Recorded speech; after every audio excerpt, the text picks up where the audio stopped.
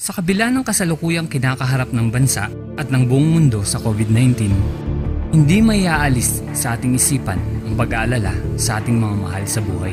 Ang pag-alis, minsan masakit kasi sa pilitan. Hiling ko lang, sana may sarap na kapalit ang pag-uwi. Mga kamag-anak na hindi natin alam kung buhay pa o hindi na.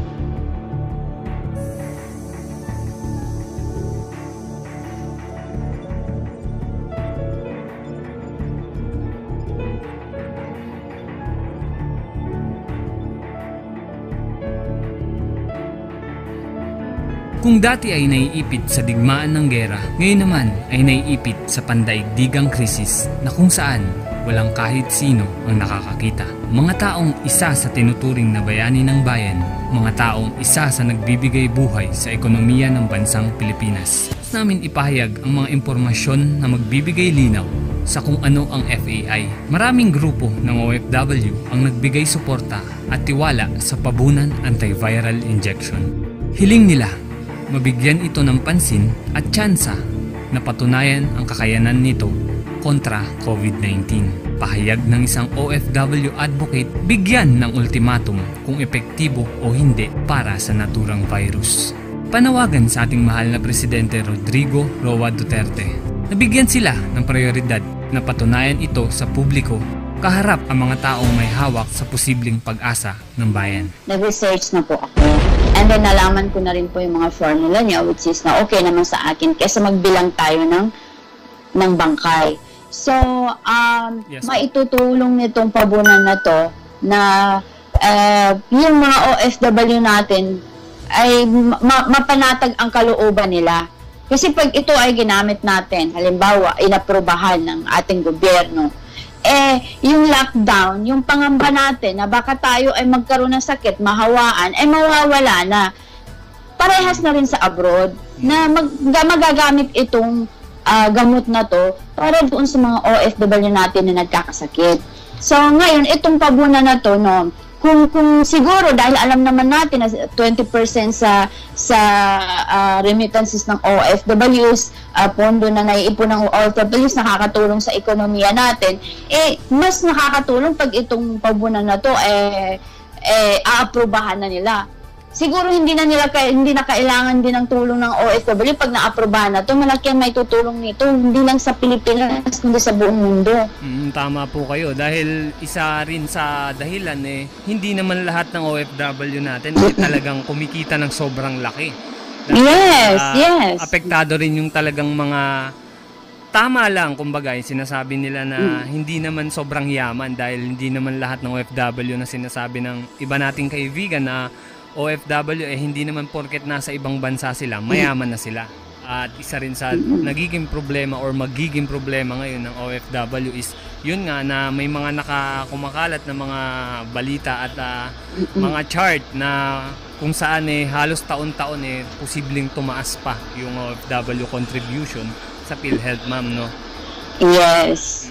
So, yun nga, ma'am, at para sa ating kasunod na tanong, eto, ano po ang opinion ninyo sa kasalukuyang nangyayari sa bansa dahilan ng pagkakaroon ng mabagal na solusyon sa kasalukuyang pandemic?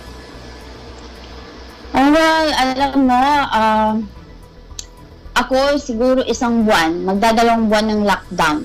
Iniisip ko, palagi ko na lang sinusubaybayan kung ano yung ginagawa ng ating mambabatas. Ano yung plano ng ating mga kongreso, ng Senado, gumagawa ba sila ng solusyon? Parang wala Mas nag-ingay pa sila nung maisarado ang ABS-CBN. Tama po.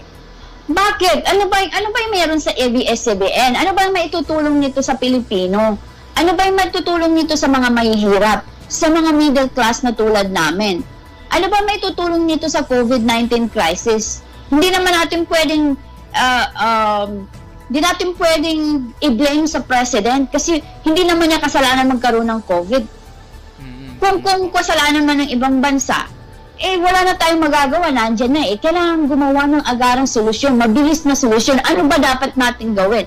Katulad niyan, ang bagal-bagal, ilang buwan na hindi pa naaprubahan ang ang pabunan antiviral. Bakit? Yan ang question namin. Bakit ayaw pa nilang aprubahan? Ano ang problema? Kasi kung ito yung pabunan antiviral na to, kung hindi ito nagpas posible na nakakagamot sa COVID-19, edi magpa-press release na sila at sabihin i-announce na nila na hindi talaga to pwede, hindi siya nakakagamot, hindi nakakamatay ng viral, ng virus. Tama, ma'am. At yun nga din yung tanong ng karamihan na hindi na ibabalita pero bakit hindi bigyan ng priority or ultimatum, ika nga na halika dito, ganyan, at testingin na natin yan. So kung ano yung resulta, edi yun yung i-announce sa publiko para at least hindi na nagtatanong yung mga karamihan ng kababayan, di ba? Yun yung malimit na tanong din natin dito sa mga nagko-comment sa atin sa live video ngayon. At eto ma'am, dahil syempre hindi lang naman sa mga OFW, hindi lang sa mga iba't ibang klase ng group,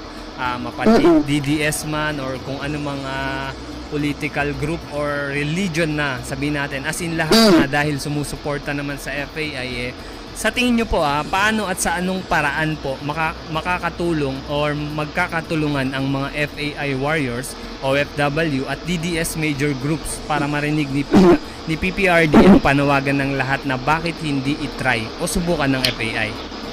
Okay, ito lang yung magiging suggestion ko sa lahat ng FAI warriors, sa lahat ng OFWs.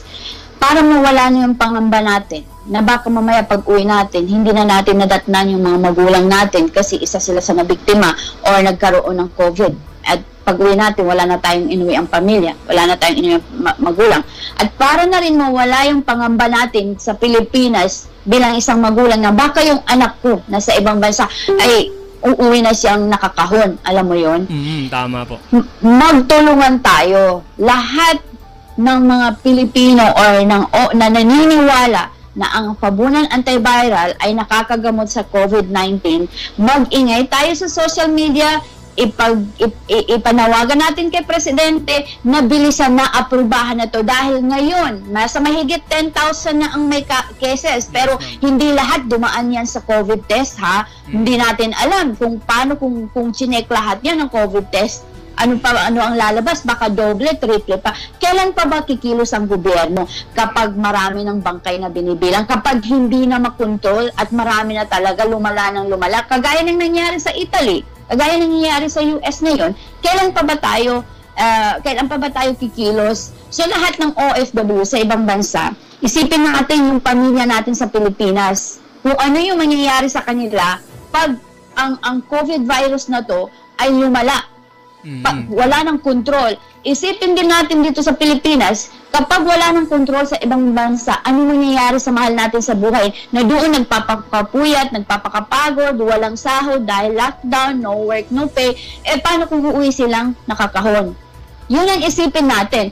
Ipanawagan natin kay Presidente, bakit hindi natin subukan ang pabunan antiviral? Okay, ipasubok lang natin, ipatawag natin si Dr. Pabunan sa harap ni Presidente, ang President, ang Senate President, ang DOH, FDA, kung sining dapat involved dyan. Ang mensahe ko kay Tatay Digong, bilang isang OFWs na tumulong na rin sa pangangampanya during your candidacy and elections. Alam namin, Tatay Digong, na isa kang mabuting ama ng bansa, isa kang mabuting presidente, at believe kami, talagang hindi kami nagsisi na ipanalo ka namin. Sana po, tulungan mo kami. Wag niyo na pong hintayin na marami nang mamamatay sa COVID virus na to. Wag nating hintayin na mawala na tayo ng control. Nadidismaya kami, nalulungkot din kami kasi hindi namin nakikita sa lahat ng mambabatas at lahat ng mga senator na nag-a-update man sila sa page nila or Facebook nila, na nagsasalita sila tungkol sa COVID-19, kung ano yung magandang gawin nila, kung ano yung mga plano nila, at ano yung solusyon. Kailangan natin ng solusyon dito. Hindi natin kailangan na maghintay pa, umutang ng pera sa labas ng bansa para maipamigay, maipakain sa Pilipino dahil sa lockdown. Mahihirapan po tayo. Babagsak ang ekonomiya natin. So, iyon lang po yung gusto namin. Bakit hindi po natin ipatawag si Dr. Pabunan at lahat ng involved sa Department of Health, FDA, kung sino man, Senate President, or kung sino man dyan, At minsanan na lang na ipapademo kay Dr. Pabunan yung gamot. At pagkatapos nun, magbutuhan kung yan ba ay pwedeng gamitin o hindi. Pag hindi, wala kaming magawa, wala tayong magawa, hindi talaga, ganun talaga ang buhay. Pero dapat yung mga desisyon natin, hindi natin pagsisisihan. To all our viewers, subscribers, and fellow netizens, also to those who have just came across our channel at this very moment, we hope that everyone is doing great and fine amid this time of our battle against the COVID-19 pandemic. We encourage everyone to stay at home. We pray for your safety always, so please stay safe.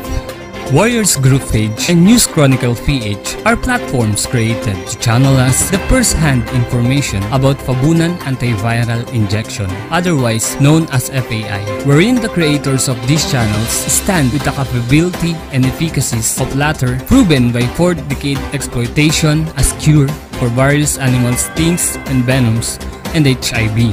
And now, as promising antidote to end the increasing death toll claims of the COVID-19 pandemic in the country and around the globe at large, we, in the Warriors Group page and News Chronicle PH, also vigilantly take into account of the useful facts and credible pieces of information for our video content news coming from the country's leading health agencies, Food and Drug Administration, and the Department of Health. It is our utmost concern to give you informative news and updates for educative purposes and knowledge consumption only, and not to mislead our fellow countrymen by spreading fake news nor giving you fraudulent information.